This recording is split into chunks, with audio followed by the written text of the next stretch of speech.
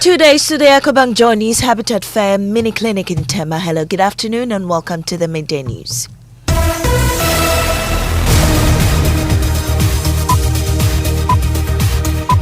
The Midday News is live on Joy 99.7 FM, Hits 103.9 FM here in Accra.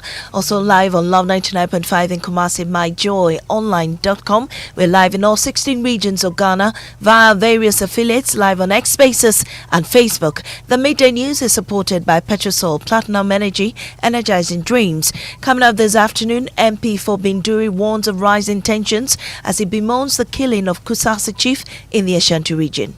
It gets to a point that as a leader, as a parliamentarian, you even find it difficult to continue to call for calm, because the more you continue to call for calm, they think that you don't want their safety.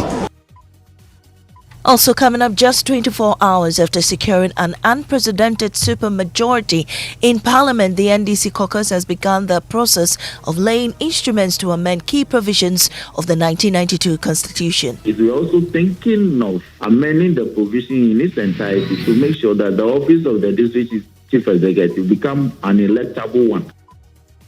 Well, on that, the head of the Africa Center for Parliamentary Affairs is urging caution. If that supermajority doesn't get properly checked and monitored at all times, there is a potential risk.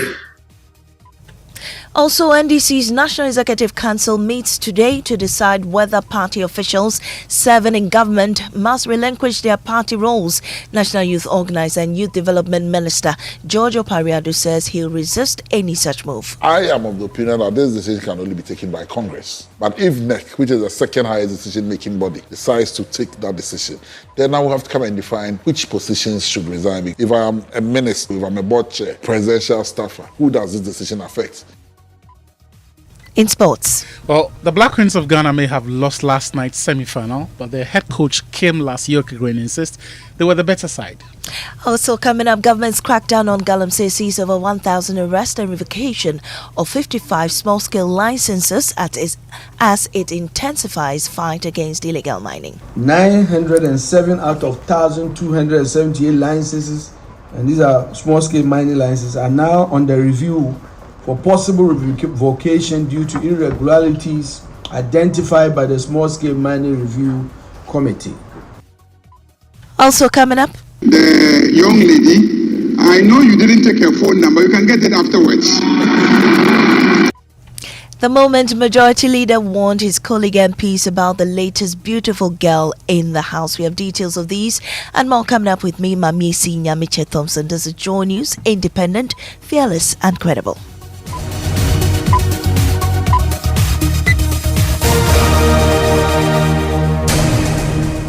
And this afternoon, Binduri MP Mahmood Isifu says it's becoming harder to preach calm as tensions rise over the killing of Kusasi Chief Abdul Malik Azembe in the Ashanti region. The chief, a key peace advocate in the Boko conflict, was gunned down at his Asawase home Tuesday night by assailants on a motorbike, one armed with what appeared to be an AK-47. Isifu told Joy News the murder is a major blow to peace efforts and warned of serious consequences if swift action isn't taken. This is becoming too many to us as Kusak. This is the second time this kind of killing or assassination is taking place. Apart from this being the second time in the Kumasi metropolis here, one took place at Gorso. And so, yes, I don't want to speak to a certain direction, but it's becoming too much on us, and so we expect that the security officers should double their efforts as far as investigating this murder and that of the two other ones that happened at the JN market, at the Kwadaso, and then the Gorso is concerned, and get the perpetrators arrested and bring them to book. If not, we are all not safe, and so it also becomes very difficult on us as leaders to continuously urge the youth to remain calm as far as some of these attacks on the Kusase people are concerned. It gets to a point that as a leader, as a parliamentarian, you even find it difficult to continue to call for calm, because the more you continue to call for calm, they think that you don't want their safety. According to the Member of Parliament, the incident undermines all efforts to ensure peace in the Boko area. Making sure that we should entrust everything into the hands of the security, and with the security we will be fine. And so if people of this nature are now killed in this manner, then where is our hope again? But that notwithstanding, I will still use your medium to call the youth to remain calm. We are pleading with them. We know it is challenging, it is very difficult at this moment, especially myself. I must say, no challenge has ever affected me, because I know what this man was. He was one of the chiefs that we were relying as politicians, as as members of parliament, to always ask him to reach out to certain groups of youth that were always getting angry and want to do anything in as far as this conflict is concerned. And now if you are losing this type of great men, if you are losing this type of peacemakers, then who do we fall on? Meanwhile, family of the deceased are calling for national security to not only find the perpetrators but also assure communities of their safety, especially for those actively involved in peace-building efforts. They should do all that they can do to let us have justice, because it has ever happened. This is about 6 times that these people have ambushed and killed our people down here. So we are seeking for proper justice. The police will say they are doing the investigation, but up to now we are not hearing those things that has happened. We are not hearing anything. But this time around, in fact, we are just calming down the youth, because it had it not been that, but now they would have even take some revenge. But we are pleading with them. But what they are saying is that if the proper investigation is not done and then proper justice is not administered, then meaning there will be revenge. Well, the Ashanti Regional Police has also released a statement on the incident, and Fred Smith is in the studio with me with details. Fred, what does it say? Well, it says that the Ashanti Regional Police Command has commenced the investigation into a shooting incident that occurred on the evening of Monday, 22nd of July, 2025 at Asawase F line, a suburb of the Ashanti region. The preliminary investigation indicates that the victim, a middle-aged man, was fatally shot by 2 unidentified assailants. The suspects, each riding on a motorbike, reportedly approached their victim and opened fire at close range before fleeing the scene. The victim was initially rushed to the Mensah District Hospital and later referred to the Kofanoche Teaching Hospital, where he was unfortunately pronounced dead. His body has since been deposited at the Ebenezer mortuary in Tafo for autopsy. In response to the incident, the Ashanti Regional Police Commander, DCOP Mr. Emmanuel Taikujo, the Regional Crime Officer, ACP Mr. Ebenezer Bayo, and a team of officers visited the crime scene. And during the inspection, 2 empty shells suspected to be from AK-47 assault rifle were recovered and documented. The Regional Police Command assures the public that every effort is being made to identify and apprehend the perpetrators of this heinous crime. Thank you very much, Fred Smith. Let's go to court now. Emotions run high at the Kwabinya Circuit Court this morning as family members, former colleagues and supporters from football clubs Arsenal and Asante Kotoko gathered in large numbers to demand justice for a Ghana Immigration Service officer, Stephen King Amwa, who was allegedly murdered and set ablaze by a close friend. Family members of the deceased demanded justice following the alleged murderer's first appearance in court. And Ken, he just joined me in studio from the court. Ken, what can you report? Well, so there were large numbers. I mean, about 100 people in court today, and that is quite unusual. These numbers are usually witnessed when politicians or celebrities appear in court. And as you rightly mentioned, these numbers included Arsenal Football Club and Kotoko Sports Club supporters who were in the same group with the deceased Stephen King Amwa there. Now, they say that according to account that the deceased was killed by his close friend, who they only know to have had some business dealings with him.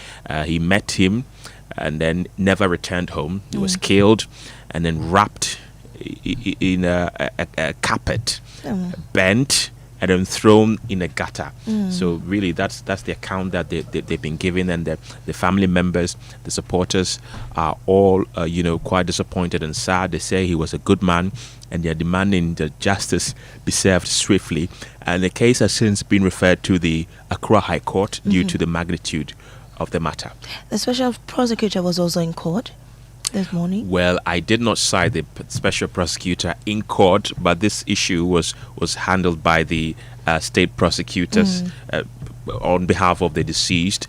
And when he was, whisked into his vehicle, they were hooting at him. Family members, the friends and family were all hooting at him, demanding that if he's sent to the High Court eventually, as is the case, he will probably face the full rigors of the law. Well, aside this case, the NPA, former NPA boss case was also in court.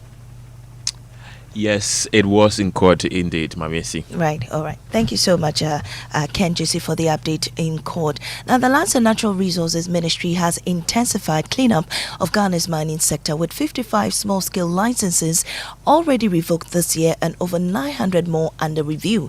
Taking his turn at the accountability series, the Minister, Emmanuel Ama Kofi Boa, said 1,200 excavators have been impounded and 427 of them seized in targeted operations, while more than 1,000 suspects arrested nationwide. Mr. Boa says prosecutions are underway. Here are excerpts of his statement at the Jubilee House. In the fight against Galamsey, it must be noted that 55 small-scale mining licenses issued during the transitional period were revoked at the beginning of the year. Additionally, 907 out of 1,278 licenses, and these are small-scale mining licenses, are now under review for possible revocation due to irregularities identified by the Small-Scale Mining Review Committee, chaired by my able Deputy Minister. A similar exercise is currently ongoing to review large-scale mining licenses to ensure compliance. These measures are all aimed at sanitizing the mining sector to ensure transparency and sustainable operations. In collaboration with other agencies, including the Ghana Police Service, the Ghana Armed Forces, and the National Security Secretariat, and I must say that I've had a full cooperation of our various sector ministries, and I want to take the opportunity to thank them for their cooperation, including the Attorney General. 425 excavators and other machinery have been seized. We have also made 1,345 arrests nationwide since we started, and prosecutions are steadily progressing. I believe that the Attorney General will speak to these prosecutions and give us an update when he takes his turn. 177 excavators have been seized under the Forestry Commission, 4 bulldozers, 12 vehicles, 43 motorcycles, and 155 pumping machines, 184 shamfans, 15 detector machines, and 10 heavy-duty generators have all been seized, and 286 persons have also been arrested. These are under the Forestry Commission, and they make up for the total numbers I gave earlier. Well, Parliamentary Affairs correspondent Maxwell Agbagba joins us with more. Maxwell, the Minister has also been giving updates on the Blue Water Guards and other issues. Tell us more. Well, Maame, he says that the Blue Water Initiative has trained over 450 personnel. They've been trained and deployed. He announced that the second batch of 530 Blue Water Guards will be graduating on Friday, and that will bring the total number of trained Blue Water Guards to 980. He says the target is to train 2,000 personnel by the end of the year. Responsible, reckless mining activities that endanger our very lives. Let me also assure the good people of Ghana that we are steadfast, we are committed, and focused on winning this fight of our lifetime. And with the political will and support of His Excellency President John Dramani Mahama. And I have to tell you, we get that assurance on a weekly basis. And key ministers that he has set up are meeting with him on a weekly basis to address the progress we are making. This is how serious he takes this fight. We will ensure that our water bodies are turned blue, that our forests are turned green, and our environment is restored and preserved for posterity. I therefore call on all well-meaning Ghanaians and other partners to join us in this fight to save the soul of our country. I thank you, and may God bless our homeland Ghana. Well, Maxwell, he says government is also exploring strategic partnerships in new bauxite mine development, including a 250-kilometer railway infrastructure for bauxite transport. What about that? Yes, Maame, he says the Ghana Integrated Aluminium Development Corporation's vision, its commitment to unlock the full potential of Ghana's bauxite reserves while ensuring long-term creation for the country. He said to make sure that vision is realized, they secured 6 bauxite mining leases in June 2025, pending parliamentary approval. He says this aims to strengthen Ghana's control over its bauxite resources and accelerate extraction to 2 million metric tons per year. At the heart of Ghana Integrated Aluminium Development Corporation's vision is a commitment to unlock the full potential of Ghana's bauxite reserves. And I'm very happy that CEO Chumasi and the team are focusing on this area while ensuring long-term value addition creation for the country. In line with this vision and in support of government's resetting Ghana agenda, we develop a new strategic path and policy objective to guide GIADEC towards becoming a financially sustainable and commercially independent state institution.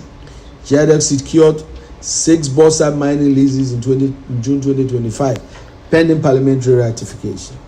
This aims to strengthen Ghana's control over its bauxite resources and accelerate extraction to 2 million metric cubic tons per annum. We are exploring strategic partnerships in new bauxite mine development, including a 250-kilometer railway infrastructure for bauxite transport. And we had Presidential Affairs correspondent Maxwell Agbagba giving us updates from the Lands Minister's statement at the Jubilee House. Now, just 24 hours after securing an unprecedented supermajority in Parliament, the Minority Caucus of the National Democratic Congress, NDC, has begun the process of laying constitutional instruments aimed at amending key provisions of the 1992 Constitution. At the top of the proposed amendment is a long-standing demand: the election of metropolitan, municipal and district chief executives by universal adult suffrage. Currently, these appointments are made directly by the president, a system critics argue undermines local accountability and weakens grassroots participation in governance. The instrument also demands that the appointment of MMDCEs should be counterminous with the appointing authority. Roxy Nelson Dafiamapo is the majority chief whip. If you look at the term of office for district chief executive, I went to court to seek a constitutional interpretation because if you recall, when President Akufo-Addo got re-elected for a second term, he directed all his former DCs and MCs to stay in office.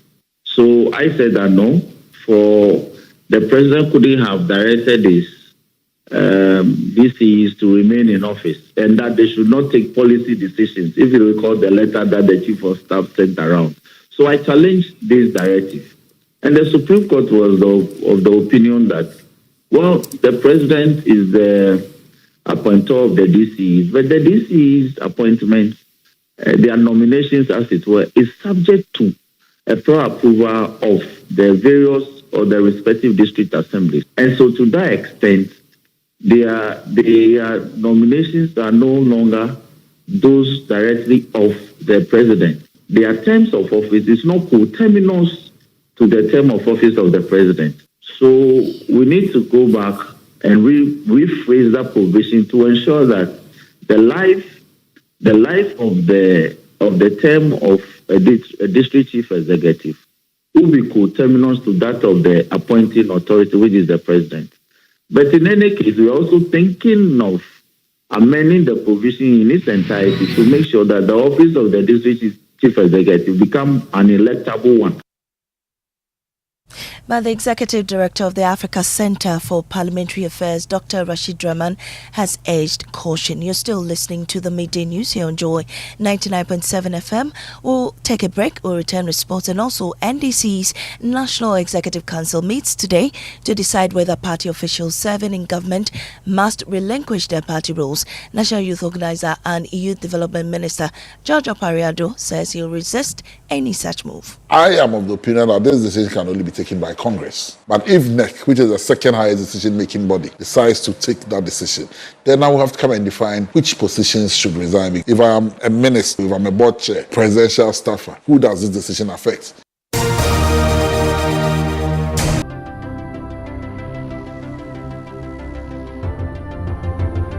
When budgets are tight and money difficult to come by, you want to be sure you get the best value for your money. These are not times to be spending money fixing expensive engine problems because of cheap fuel and lubricants. Drive to a petrol source station today and buy your quality fuel and lubricants, and rest assured of fuel that lasts long and lubricants that prevent expensive engine problems. Hear the sound. Petrosol, clean fuel in full quantity. When I wake up in the morning, I brush my teeth with Kale Charcoal toothpaste. This gives me confidence all day. Anytime you meet Amma, don't be surprised I smile showing my beautiful white teeth because I don't have cavity thanks to Kale Charcoal toothpaste for its natural charcoal properties. In fact, we are like twins. I can't go without my Kale Charcoal toothpaste. That be why I dey use Kale Charcoal toothpaste morning and night when I dey go bed safe. It dey make my teeth white when it dey comot every scent from my mouth inside. My confidence level they go up, so I dey show my 32 teeth all. Introducing the Kale Charcoal toothpaste, formulated with activated bamboo charcoal powder, ensures whiter teeth and removes bad breath. The strong natural property of the activated bamboo charcoal removes bacteria, absorbs surface stains on our teeth caused by coffee, wines, and tobacco. Welcome, Kale Charcoal toothpaste. Kale Charcoal toothpaste, Sankofa Yenchi. Kale, happy smile. This advert is FDA approved. Junior, your school bus will soon get here. Hurry up. Mommy, my head is aching me and I'm feeling cold. Honey, Junior's temperature is too high and he feels feverish. Oh, baby. So you didn't give him the Encamol paracetamol syrup that I gave you the last time? Oh, no, I forgot. Okay, you know what? It's not too late. Just give him Encamol and he'll be fine in no time. Encamol paracetamol syrup, a strawberry-flavored paracetamol syrup, and it's specially made for children aged 3 months to 12 years. It helps manage pain like headaches, teething pain, and fever. And guess what? Because of the strawberry flavor, the kids enjoy taking it. I can tell from the way he's licking his lips. And look at how he's dumping around. Hurry up and go to school, Junior. Yes, now you can get Encamol paracetamol syrup in all pharmacy shops. For bulk purchase, go to NK Pharma Head Office, Abelinkpe, or call 050-658-8315. This advert is FDA approved.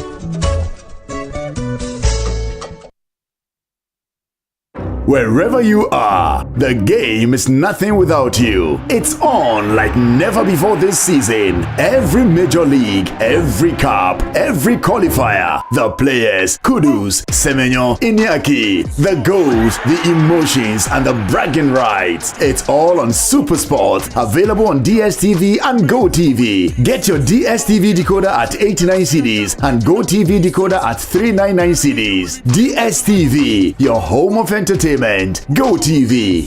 Love it.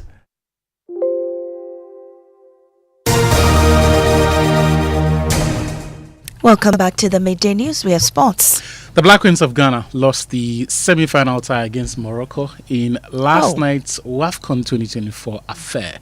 But the head coach of the team, Kim Lassie-Yokagren, contends the team were the better side. They worked so hard. We were talking about our fatigue level before the game because we had one day less for recovery than Morocco. We also had 1 day of traveling. So in the end of the day, it was really tough to start with. But I mean, and then we play another 120 minutes a day, and they do it so well. And I think we are the better team in this game, and I think we deserve the win. You can see it in when it comes to expected goals that we have a 2.21 against a team that is under 1. That was Black Queens head coach Kim Lassie-Yokegwin. Thank you very much. Now, the National Democratic Congress National Executive Council meets today with a major issue on the agenda: whether party officials currently serving in government should be required to relinquish their party positions. Among those likely to be affected is George Opariado, the Minister for Youth Development, who also serves as the party national youth organizer. 6 months into his ministerial appointment, Mr. Opariado remains firm in holding on to both roles. Speaking on PM Express with Evans Mensah, he questioned the basis for any forced resignation. I have an elected mandate for 4 years. I don't believe that the work I do as Minister for Youth Development conflicts with my work as National Youth Organizer. We have sitting members of Parliament who go to their constituencies every month, every week, and also sit in as ministers, and there's been no conflict whatsoever. So if I was an MP and I was a minister, would I be conflicted? No. So if I still serve as National Youth Organizer and I am Minister of State, there is no conflict because there are two independent roles. And my work as Youth Organizer and my work as Minister are two distinct things. It's just like being an MP and serving your constituents, and also being a minister and serving the states. Now, two sisters behind a chop bar business say they are fully prepared to abandon charcoal and switch to liquefied petroleum gas.